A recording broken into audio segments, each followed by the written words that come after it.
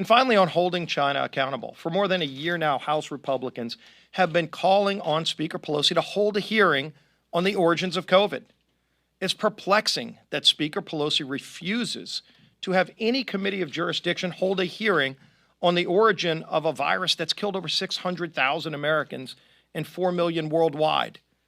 And so with the mountains of evidence that continue to grow that show that it may have started in that lab in Wuhan, House Republicans decided that we're going to have our own hearing.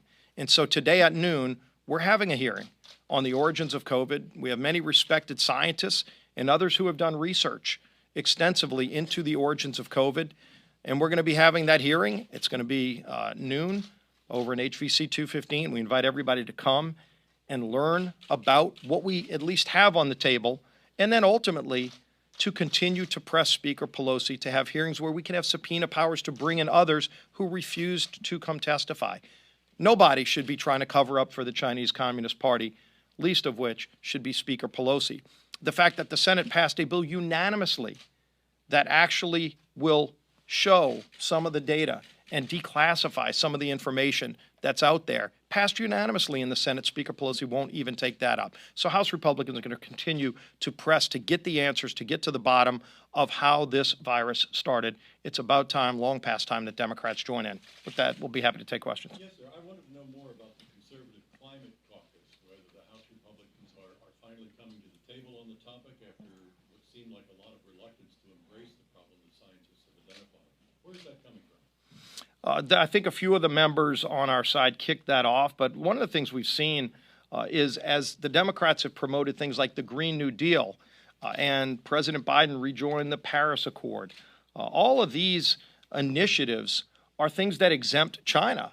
If carbon emissions are the real concern, why would you want to put policies in place in America that make it harder to make things in America and ship even more jobs to China, which is the largest emitter of carbon? And so whether it's President Biden shutting down drilling, which a federal judge just overturned that order, he's made us more dependent on foreign oil. OPEC nations are gaining more leverage. Russia, bizarrely, President Biden killed the Keystone Pipeline in America, citing climate, and yet he green-lighted the Nord Stream pipeline between Russia and Germany. So clearly it's not fossil fuels or carbon that President Biden is concerned about. It's American jobs that he's blocking, and he's doing it at the expense of not only American workers, but at the expense of carbon, because more carbon's being emitted in those foreign countries because they don't have the standards we have. What I'm given to understand, though, is that this caucus has more to do with informing Republicans about the issue of climate change, not so much pointing out China's role in any of this. You'll have to ask members of the commission what their objective is. About whether this is a late coming to the table on the topic. No, in fact, Republicans have been leading for years on American dominance and the standards that we have. A lot of people like beating up on America. Frankly, if you look whether it's making steel, steel's still going to be made in the world. So the question is, if you take the President Biden approach, it's going to be harder to make steel in America, which means it gets made in China or India, where they emit 5 times more carbon to make the same steel. If you want to reduce carbon emissions, you should make more things in America, not less, and stop killing American jobs and stop benefiting countries like China and Russia.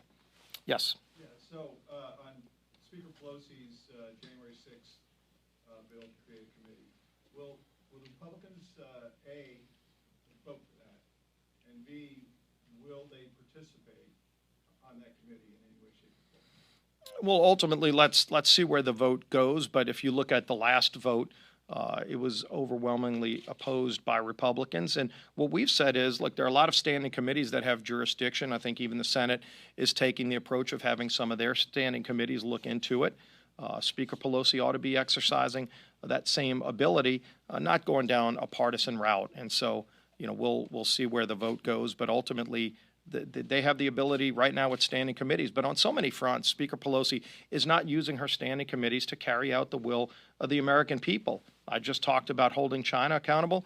Not a single hearing by any standing committee, and there's at least 5 of them that could be having hearings today, including the select subcommittee on the coronavirus, yet to have a single hearing on the origin of the coronavirus. Republicans are on that committee. Will Republicans be on Nancy Pelosi's committee? I can't answer that question. Yes. Whip Scalise, I was wondering, what's the GOP message to voters besides Biden sort of done everything wrong regarding China, the border, crime? What's the message to voters besides being anti-Biden administration? Well, what Americans want to see and what Republicans want to see is to get our country back opened again, to get our schools back open again, to create jobs and stop paying people not to work, to get crime under control. You don't have to reinvent the wheel to figure that out. How can we secure America's border? Our border was actually more secure when President Biden took office. He took direct action to open up America's border and make it less secure. So again, if he didn't like Donald Trump, at least acknowledge those policies were working to make our border more secure and go do those things that were working. We had a humming economy. Right now we're seeing rising inflation in part because of President Biden's actions. I wish he wasn't taking those actions. I wish we were talking about things we were doing to work together on things like a bipartisan infrastructure bill, but he gets an agreement with Republicans and Democrats on infrastructure, and then minutes later, he blows the whole thing up by cutting a side deal with Speaker Pelosi and Chuck Schumer, trying to appease the most radical elements of his base. So ultimately, what we want to see is let's work together to solve real problems that our country's facing, not continuing to see President Biden appease to the radical left. And that's all he's done in his administration these 6 months. And I'd like to see him work a lot closer with us to address real problems. Last question. Based on what you've seen of that bipartisan infrastructure deal and taking into account the president's walk back over the weekend on those comments about tying the two bills together, do you anticipate, would you accept House Republican support for that bill or that proposal, I guess? We're not going to support any bill that raises taxes, and that was one of the red lines that we've drawn. I think Mitch McConnell has said similar things. But look at Sam Graves, for example. Sam Graves is the lead Republican of the Transportation Committee. He's worked with Chairman DeFazio on what most people would consider very bipartisan initiatives. In fact, the definition of infrastructure itself had always been bipartisan, and then Democrats tried to change it to include things like home health care workers being unionized. Most Americans would say that has nothing to do with infrastructure. And raising taxes, this week they're bringing a bill to the floor that has over $700 billion of spending, much of which has nothing to do with infrastructure, all unpaid for.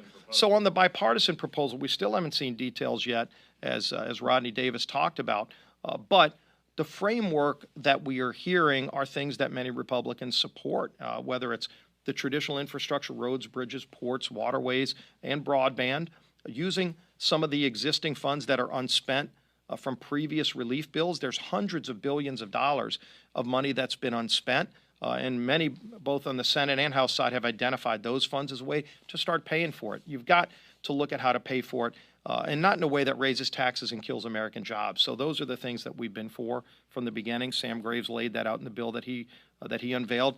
Hopefully, as we see more details from the bipartisan group of senators, we also see President Biden very clearly drop this hostage demand that unless you also have a reconciliation bill that raises taxes and spends $4 or $5 trillion of additional Washington spending, let's get back to the bipartisan approach. Thanks, everybody. Thank you all. We'll see you at the hearing at noon.